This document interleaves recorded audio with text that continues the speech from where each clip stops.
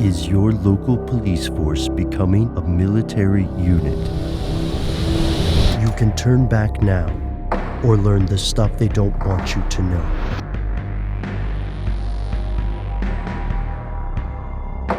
Here are the facts.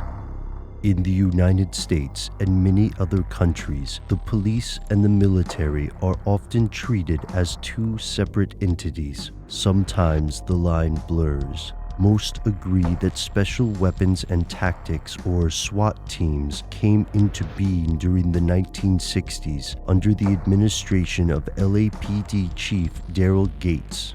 This idea was the brainchild of officer and former Marine John Nelson. SWAT was the department's solution to their less than effective initial response to unrest during the Watts riots of 1965. During a time of massive civic disorder, the LA Police Department used this specialized squad to protect Lyndon Johnson from protesters, control crowds, and more. The concept of a police paramilitary unit spread to other departments, and with the dawn of the war on drugs in the 1980s, SWAT teams became even more widespread.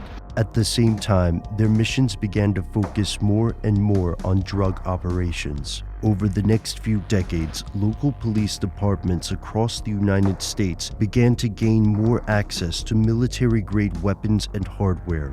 For advocates of the practice, this is a necessary step in ensuring the safety of the public and the police. For critics, this militarization is a disturbing trend that may endanger more people than it protects. But the biggest question of all is, why are the police militarizing in the first place? Here's where it gets crazy. Whether you're a fan or a foe of this practice, the numbers are irrefutable. SWAT team operations are on the rise, and in the US, Congress is actively redistributing military hardware to domestic law enforcement. The National Defense Authorization Act of 1997 created the Law Enforcement Support Program. By 2005, this program had distributed over $730 million worth of military equipment to over 17,000 police agencies.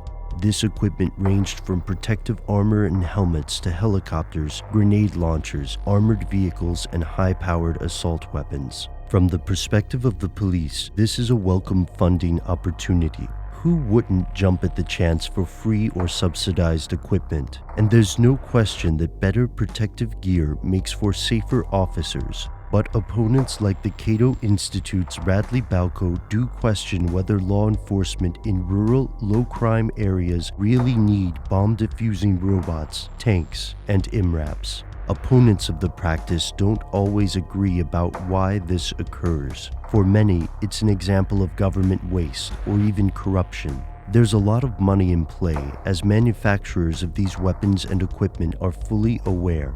Every year in Oakland, California, the Urban Shield Expo promises vendors access to numerous tactical teams, police, fire, and other emergency managers from throughout the nation and the world. There's also the argument that agreements between the federal government and private corporations have led to a massive surplus of unneeded equipment, which has to go somewhere.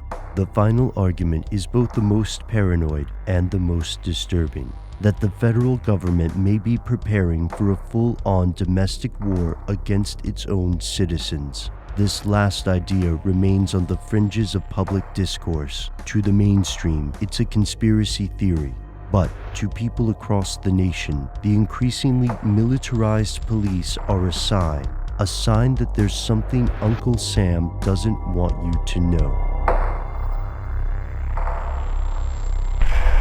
What are you actually eating? Stay tuned to learn more about food additives in our upcoming series.